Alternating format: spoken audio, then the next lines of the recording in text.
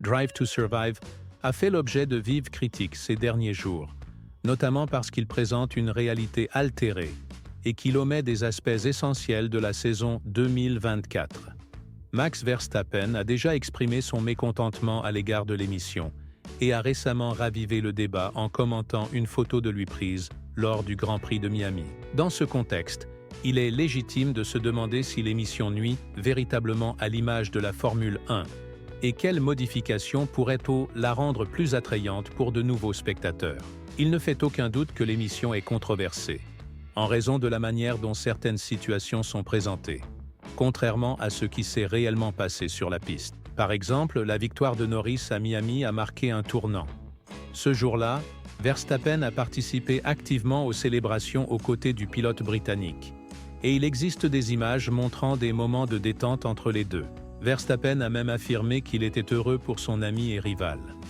Toutefois, en regardant l'épisode relatant la première victoire de Norris, la représentation de Verstappen apparaît très différente, presque excessivement négative par rapport à la réalité.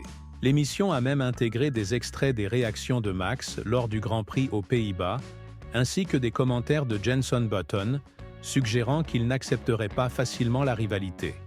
En réalité, ces remarques n'étaient que des provocations orchestrées par les producteurs, ce que Verstappen lui-même a commenté en déclarant qu'il avait été profondément affecté après Miami, même s'il avait vécu l'un des meilleurs dimanches de sa vie. Ce n'est pas la première fois qu'il critique la fabrication de récits qui s'éloignent de la vérité. Sa position en 2023 montre clairement pourquoi il est mécontent.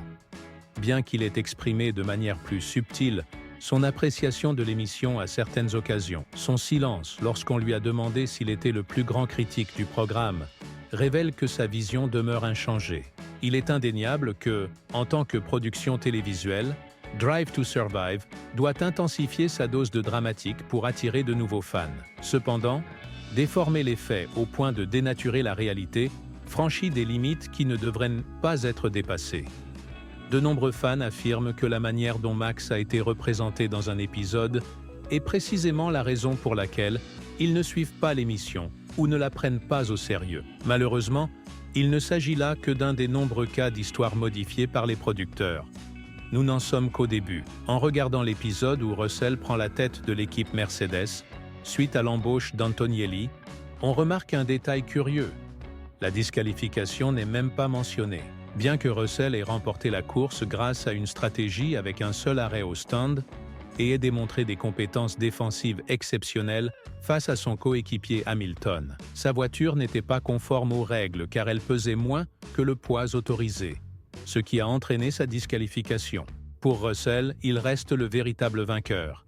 Et Wall a déclaré que cette sanction n'avait pas modifié son opinion quant à la promotion de Russell au rôle qu'il occupera à partir de 2025. En réalité, le vainqueur du Grand Prix de Belgique était Hamilton, et l'omission de ce fait souligne l'importance pour les responsables de prêter attention à ces détails.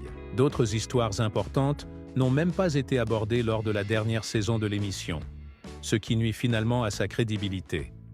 Imaginez quelqu'un qui n'a jamais suivi une seule course, et qui, sur la base de Drive to Survive, croirait que le Grand Prix de Belgique s'est terminé par une première et une deuxième place pour l'équipe Mercedes. Il s'agit d'un problème sérieux qui doit être résolu le plus rapidement possible, car il affecte considérablement l'image de la Formule 1. Il est inacceptable que les producteurs manipulent la vérité uniquement dans le but d'augmenter les audiences et la popularité. Il est légitime d'ajouter une touche de drame ou de mettre en avant certains aspects, mais exagérer au-delà des faits peut conduire à une déformation totale de la réalité. Par exemple, la rivalité entre Norris et Ricciardo chez McLaren a été amplifiée à des fins narratives. Même si ces conflits existaient bel et bien, ils ont été présentés de manière disproportionnée par Netflix. Il existe également d'autres récits importants, comme la première victoire de Hamilton avec l'équipe Mercedes à Silverstone après 2021. Une course électrisante pour le septuple champion du monde, qui, bien que mentionné dans l'épisode où la disqualification de Russell a été omise, n'a pas été suffisamment approfondie pour que les fans en comprennent toute la signification. De plus, il y a des sujets qui façonneront l'avenir du sport et qui ont été complètement négligés.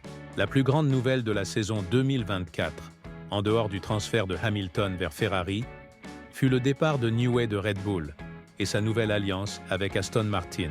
Ce mouvement a suscité des spéculations quant à un possible changement pour Verstappen à partir de 2026, lorsque les nouvelles règles entreront en vigueur. Cependant, l'émission n'a pas exploré ce fait, bien qu'elle ait aussi couvert les conflits internes chez Red Bull. Ce qui a été omis, c'est le rôle décisif que le départ de professionnels tels que Whitley et Courtney a joué dès le début, ainsi que le manque de reconnaissance envers Adrian, considéré comme l'un des plus grands stratèges du sport.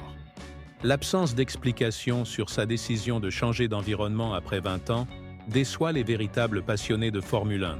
De plus, Newey, désormais une figure influente chez Aston Martin, suscite la curiosité concernant les termes de son contrat et les raisons qui l'ont poussé à accepter de telles conditions. Des sujets sur lesquels les fans souhaitent en savoir davantage. En outre, les débuts d'un jeune pilote en Arabie Saoudite, une course au cours de laquelle un jeune pilote a prouvé à tous qu'il est l'avenir de la Formule 1, ont été traités de manière superficielle. Ce pilote, qui a déjà marqué des points avec 2 équipes différentes en une seule saison, un exploit historique puisqu'il a également marqué des points avec Haas à Bakou, n'a pas reçu l'attention méritée de la part des responsables de l'émission. Il est clair que le mécontentement des fans à l'égard de l'orientation de Drive to Survive ne cesse de croître. Que l'on choisisse de suivre l'émission ou non, il existe un groupe de spectateurs qui se nourrit exclusivement de ces informations déformées. Bien que l'émission ait sans aucun doute contribué à une meilleure visibilité de la Formule 1 en offrant un aperçu unique de la vie privée des pilotes, manipuler la vérité uniquement pour obtenir un effet dramatique n'est pas une voie durable pour l'avenir. Au vu de tout cela, quelle est votre opinion sur la 7e saison de Drive to Survive? Et, plus important encore, pensez-vous que ces erreurs devraient être discutées de manière plus approfondie? Laissez votre commentaire et, si vous souhaitez en savoir plus sur les possibles alignements de Cadillac à partir de 2026, regardez la vidéo actuellement diffusée sur votre écran.